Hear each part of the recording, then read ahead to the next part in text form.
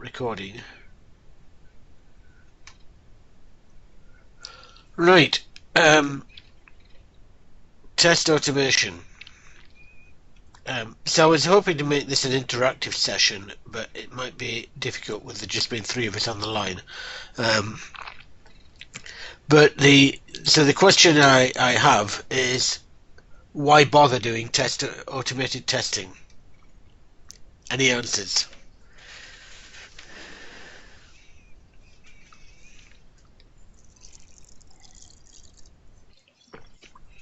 You can easily retest any changes that go in very quickly.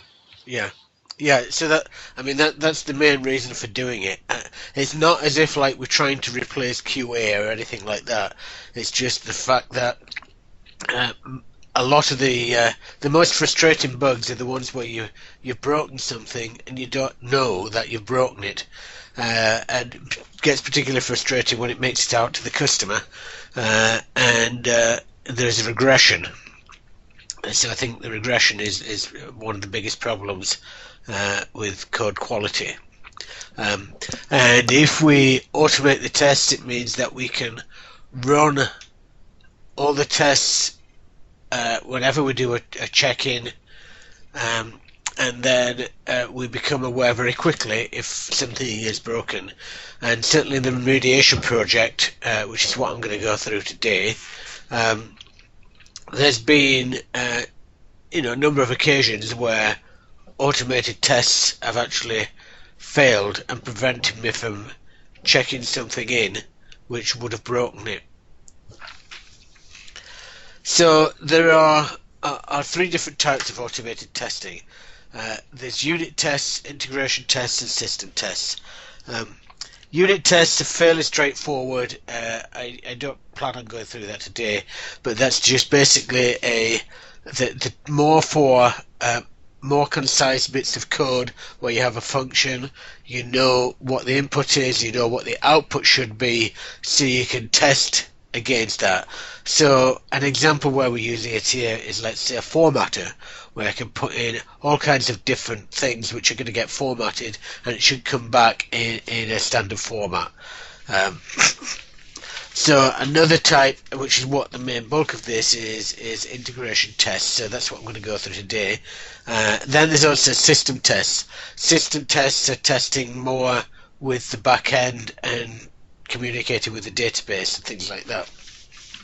But integration tests is the focus of what we're discussing today.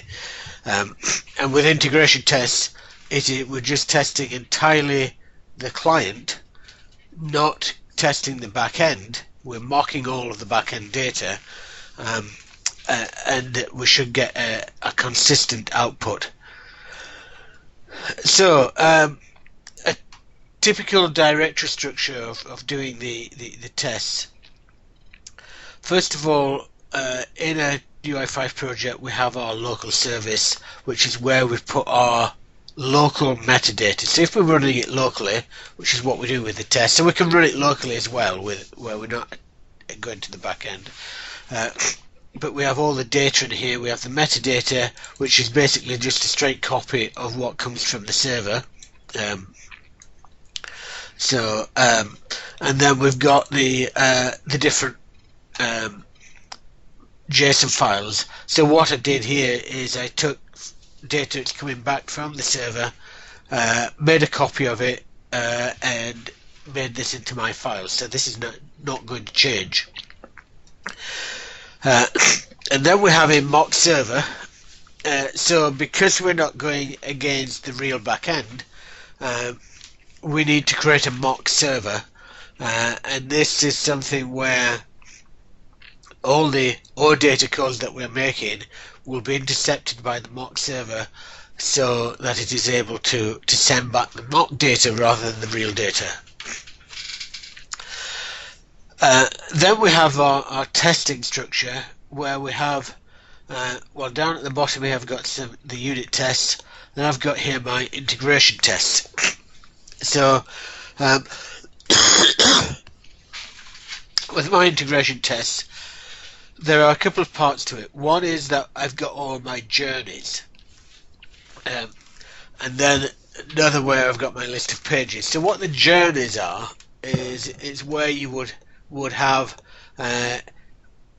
when I do this, then I expect this output. When I do this, then I expect this to happen, and so on. So those are the journeys, and then the pages are where we're actually testing, where we're specifying what the how the journey interacts with the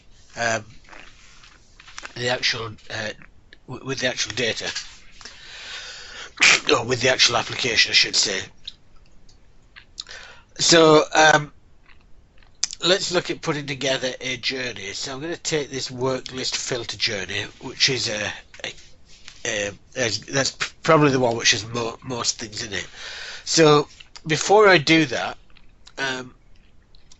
what we're going to be testing, if I look at the remediation, the real data, the real app, we can see we've got this facet filter, and we can go into any of these things, select something, and then I'll get the data back. Or my session's timed out. Let's have another go.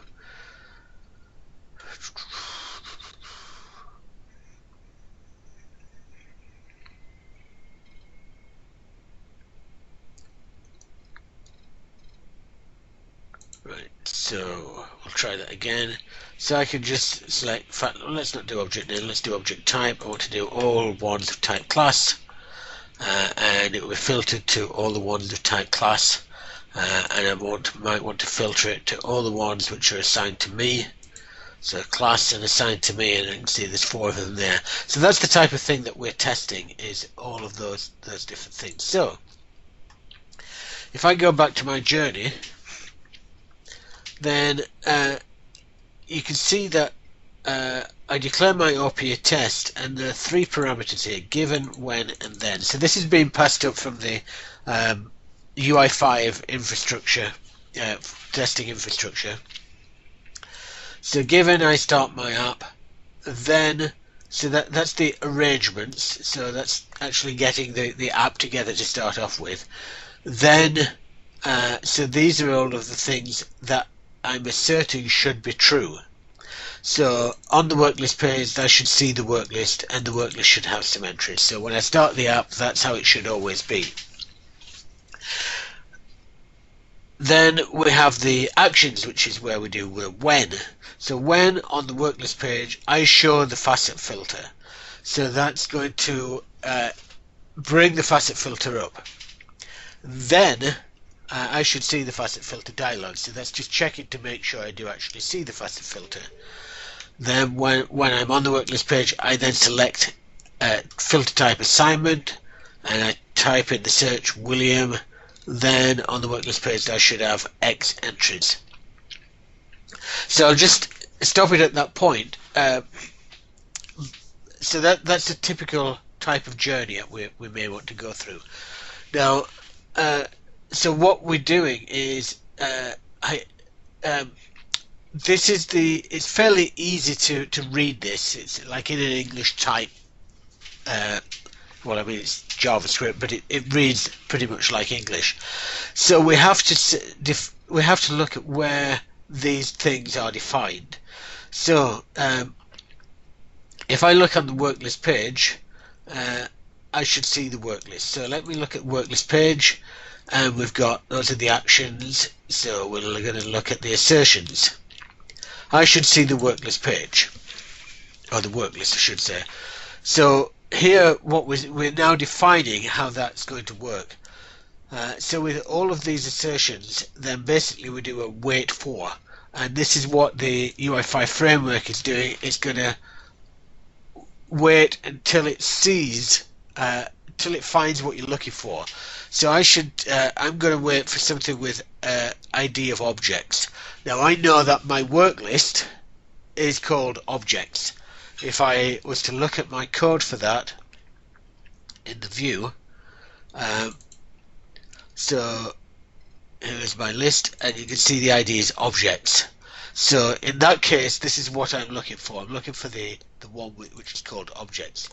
I'm going to go through some other parts later on where I may not have defined an ID and I wanted to search by control type. But I'll go through that later. So there's a whole list of ways of finding the object. And this one's fairly simple. When it's success, then I'm just asserting OK. I found the work list. So if I go back to my journey again, so that was the first part, and the work list should have some entries. So if I look back to my work list, I should see the work list should have some entries. So that's here. I'm looking at the same object. So again, it's the one which is called objects, and this time I'm putting a matcher in there. And we're just checking to see, there's all kinds of matches which are predefined in UI5. Here I'm checking one where the aggregation is filled and it's called items. So if I go back to my code again, defining the master page, I can see that we have the aggregation items.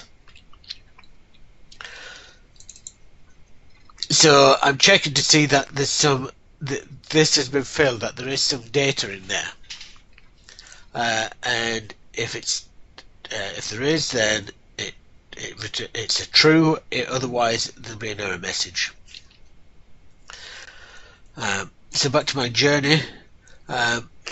When on the worklist page, I show the facet filter. So we've looked at a couple of assertions. Now we're going to look at the actions, because I actually want to click on the facet filter. So go back to my work list. So this is the assertions array. So if I go back up to the top, I've got my actions array, and I show facet filter. Now the facet filter has an ID of facet filter, and I'm calling the so it'll find that because that's the bar at the top. So it will find that, and then it will call the open filter dialog on that control, so which will bring up the dialog.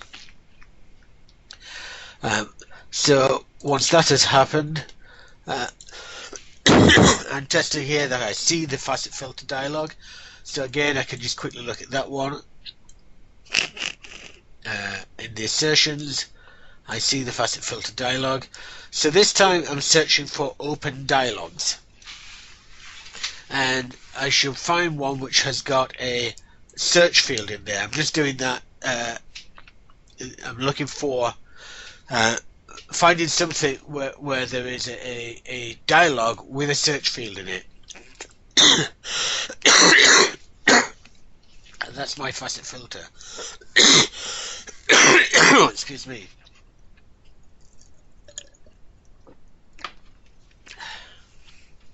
There are better times to do a presentation than when you're been sick for a week. Okay, so going back to my journey, when I select the facet filter type assignment. So if you remember, if I go back to the actual item on here, then we've got the facet filter, and I'm going to click on assignment, and it will bring up all the assignments. So that's what we're testing here. So I select filter type assignment. So again, in the work list, it'll be in the actions. I select facet filter type. So again, I'm searching for the open dialogues. I'm looking for a standard list item, because in that facet filter we see here, this is just a standard list. So I'm looking for a list item which has got I'm passing up the type, so that was assignment. So I'm looking for one where the title of the item is assignment, and then it will return that list item. When I've got that list item, that's from the matches, then in the actions I can trigger a tap event on that. So then, so you can see, if I go back to my journey now, I can actually select any filter type on here just by putting in filter type and then the name that's displaying in there. and then it will automatically go to that one. And then I type in William. So in here, so this is where it would have got to, and I would type in William. So if I do that, and there'd only be one item left when I do that. So it says then the search list should have X entries and there should be one. So the search list should now have the one item in there. And I'm selecting item 0. And then I click on the facet filter OK. So let me just look at that facet filter OK. So there's an action in here. Oh, this is it. So I'm looking amongst all open dialogues for a control which is called button, and the button has got the text OK on it. When I found that, the action is a press. So it will press that button. So that's basically the journey that we're taking. And we can there's all kinds of things that you can do to like match items, select items, the actions on it, like the typing in text, the pressing a button, and I can also, if there's something which isn't defined, like here, I can trigger my own messages. So that basically is how we would put all of this together. So then, to see that in action, let me just refresh this now because it would have failed before because it's in the middle of doing something different.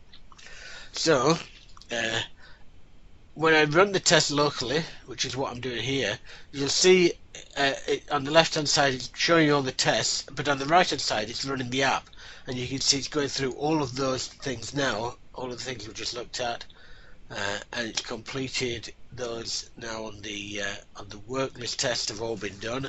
So it's moving on to the next journey, which is changing the assignment. So you can see it's done that. And then navigate to object description, so that's going to page 2. So you can see it did that. Test changes, mark is complete is what it's now going to go through. And then there's also one to check the table content, so we can select different items and just see if the item is the one that we would expect to be at that position. So all of those tests have gone through, and you can see there's been 44 assertions which have all passed. And you can see on the right hand side the time it took to go through all of those. So which took, well, just under a minute, 59.24 milliseconds. Now, of course, there's no way that I could have actually done all of those tests in anything like that amount of time. So the automated tests are really valuable for speeding up that type of testing. So once I've done that, I can test this locally, as you saw there, by basically in here. Then I can I've written something to or I've done something to test my integration tests. So basically all that is there's an index where we're testing so we're doing a new yeah, we're going to load the mock server. I'm going to talk about that in a moment. And in fact, actually, this is not the testing one. Which is the testing one? All tests. Integration, that's the unit all tests, and then there should be another one which is the okay, configure OPA. So this is the one where we're listing all the different page objects, the arrangement and so on, and then we're defining all of the journeys. So if we had a new journey, we just put it in here, and then it's going to tie all of those together. And the OPA testing frame is the HTML, which that's the page that I was running when I was doing this test here. So that's the OPA testing frame. So here I'm requiring the configure OPA, which is where I'm actually that's the one-page application if you're wondering what that stands for. So I'm loading that file, which is one where I'm defining where all the pages are, and then I'm defining the journeys, and then I'm just doing a start, a QUnit start, so it will automatically run through all of those. Now, data. I mentioned about how I created the data by going back to the real service and basically copying the data that comes back, putting that in my data object. But some of those tests are doing a post function, and of course a post function could potentially modify the data. Of course we're not going to be able to modify the data. That's pointless, because then well, you can't modify the JSON files, and it wouldn't be good even if you did that, because you want the test to be consistent and for it to be the same all the time.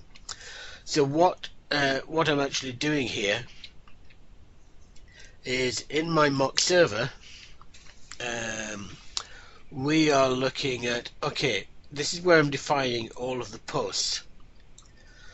So what we're saying is assign user to object. When we find that something in the URL which has that in it, then I'm just going to respond with a 200, and I'm actually going to just send back the original JSON. And the point of doing that is I'm not testing the back end here. I'm not testing to say, did that post work?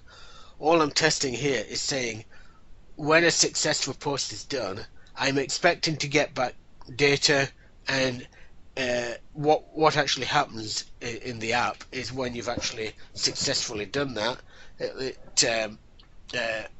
it should then refresh the data, and it would show the new data. There's another one where we're doing I think is it the mark is complete, where it would actually have a a toast message come up to tell you what it's done. So there's things like that, and I can test all the UI parts of that without needing to go against the back end. All I'm doing is intercepting those messages, the post messages, and sending back the result that I would expect when when it was succeeded against the real data. So that's how we do posts. So that basically, I guess, is about it. The only other thing I would say is that what we have done is I showed you that running on the client, and it's a good practice to get into, that whenever I'm doing these things, I run all of the tests before I check it in. But even if I don't do that, then what will happen is, if I look at let's go to work list, pipelines, in our build structure, then what will happen is, whenever I've checked anything in, and and there's a merge request, then if here's one where the test failed, so I can look at that one, and 7 tests completed, 3 failed, and I could look back through here. I'm not going to do it now, but I could see, well, this is telling me, right, dialog had the wrong test changes, dialog had the wrong text, so that's telling me what was wrong. So so what I can do is, or what it won't let me do, is merge any code where there are failing tests. So if I write enough tests and cover all of my scenarios, then in theory it should be extremely difficult for somebody to break my code without knowing about it. Of course, somebody could always change a test and break it that way, but without knowing about it, it would be very difficult for somebody to break the code, because we can't even do a merge unless everything is passing. So that is about it. Any questions? Andy, I've got a couple of questions. Just back on where you actually create the journey methods, I guess. So, for example, your first one was like check that there are entries in the work Okay. list or something, Yeah, yeah. The or work list should have some maybe a bit, entries. Yeah, or yeah. maybe further on. So I select filter type assignment, Yep. or I type in the search William.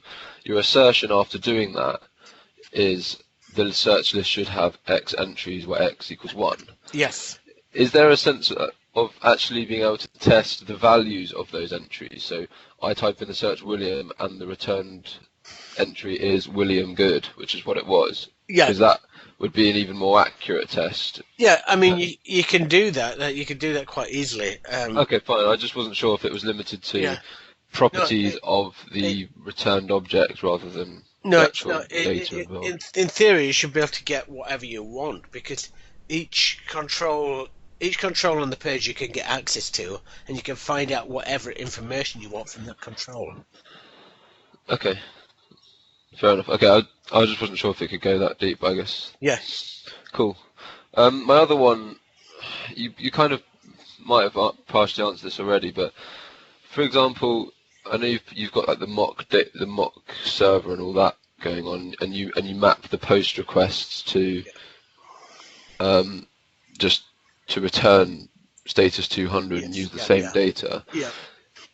Can we use these automated tests to actually test the back end as well? So, for example, I know the current back end is broken. If you had run this without remapping those, so if you Well. changed the object assignment and you could tell it I'm going to change the object assignment to JBlower, and Right. then Yeah. it That should then spit wouldn't be. back JBlower, right? Will that you Okay. can still run the tests with It, that? it wouldn't be an integration test if we're testing against the back end. It would be a system test, which is a different type of test. Because Okay, and you with have the to. integration test, we're trying to. There's different levels of testing. So unit test, you're basically testing a particular function in a particular class. With integration test, you're testing how all of these classes, all of these files interact together on the client. With a system test, you're testing against the back end as well. Yeah. So So would we have to write different tests in that you'd have to situation, or you'd have just to tell write it? you'd have to write different tests Okay. because the thing is, if you're going against real data, the real data is constantly changing, Mm. and you do not want your test to start failing because somebody just modified the data. Because nothing's broken, but if somebody's added some new data, the test Mm. should not start failing. So you can't really. That's why it's not then an integration test. Yeah. So you said that you could do system tests with this, no? Or You could. I mean, I haven't actually done that because that's. I mean, I guess you just not mock the server and try going against the real server. I'm just yeah. You not just won't sure. be able to be very specific You about can't. Yeah, passing the that's it. test. You can't. You'd be more limited with the types of testing you could do because the data's going to change. Mm. I guess with things where you know you have an input and you therefore know the output. So assigned to user JBlower, you know the output should be JBlower and today's date basically. Yeah. So for those ones it could work well, but for things like refresh messages, where it's very much an on the fly data that's been returned, Yeah. that wouldn't work so well, I guess. No, it wouldn't work. No, because Okay. I mean, there are if you've got something which has, let's say, a date in it, the date changes every day. So you couldn't do that. But could you not give it like today's date, like dynamically say, right, It, I'm requesting this it, object assigned date, and I'm expecting the answer to be the user that I gave it and today's date. I don't know if they can do that or not. I guess you could do things like that. It's more of a system test then rather than integration. That's the difference Yeah. between the integration and the system test. Is that with an integration test, everything as far as the server is concerned is entirely mocked. So you'll Yeah, just sure. I'm just basically exploring whether or not it's something we would want to do at some yeah, I point. mean, I think the best thing to do would be to, and I'm not sure how easy this is to do on the back end, is to have all the automated back end tests. Yeah, well, that's true. Yeah, yeah.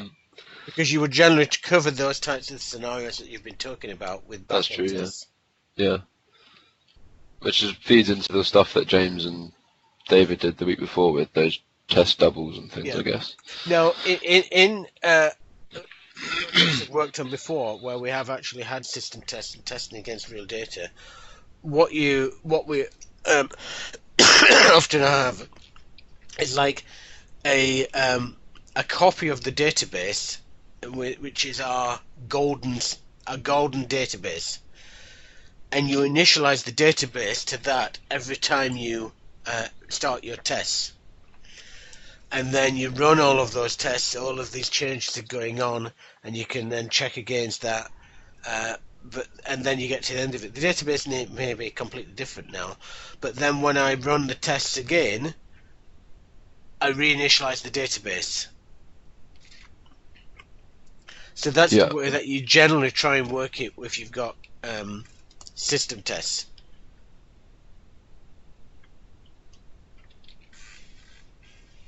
Okay, Okay, cool. right. Any other questions?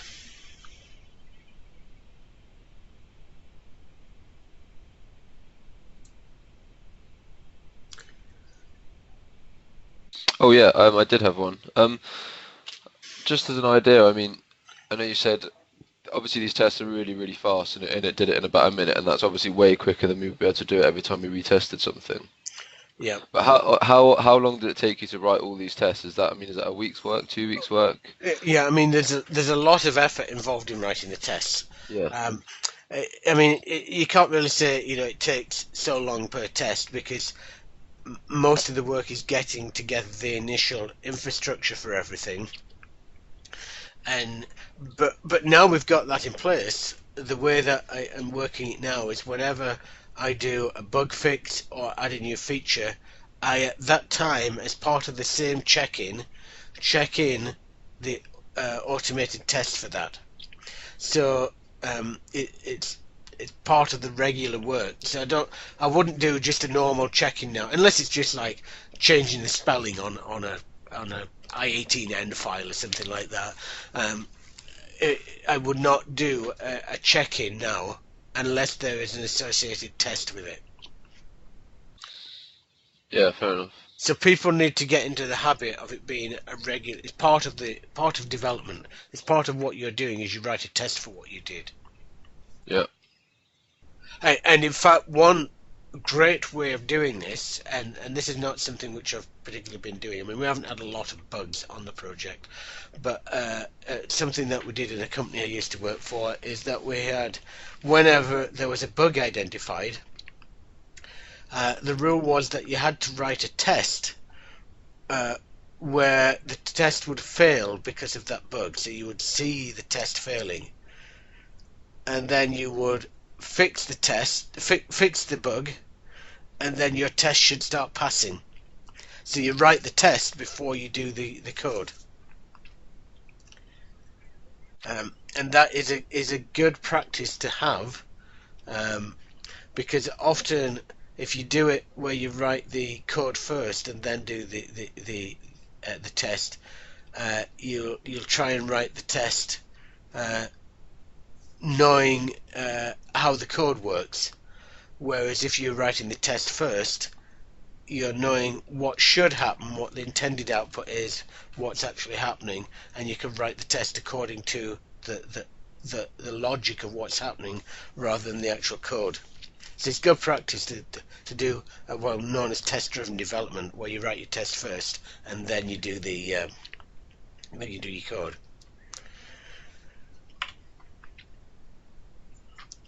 Okay, any other questions? Hi Andy, it's James here. Sorry, I joined a little bit late. Yep. So I don't know if you covered this before. But with all the OPA stuff here, does that work with non UI5 elements if you were to incorporate those into your application? Um, Yeah, I mean, you can make it work because what you could do, you're not going to get as much given for you. Um, Yeah. but see, if I look at, let's look at one I did here, where I'm triggering a tap event there. So because I can do that, I can get to the underlying, the underlying HTML element and trigger events on that and test against things like that. So you can actually do, yeah, you could in theory use this to work with anything. Um, the thing is with UI5 apps, there are certain things where it's done a lot of the work for you. So here was the example we looked at where we find the button with the OK on it, and then I'm just doing an action of press, and it'll automatically do that. So I don't need to get at the underlying element and trigger something. I can just do a press. And there's one where let me just do a search on here, and then I can find it. Enter text.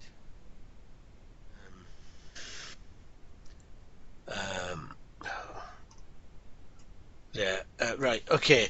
So again, there's one in search field where I could do just an action enter text, and I'm just defining the text in there, and it'll automatically put that text straight into the search field. So I'm not. It's at a higher level there, but yeah, there's nothing to stop you doing things at a lower level with any other controls you want. Just more effort involved. Okay, great. Thanks, Andy. Okay. Anything else?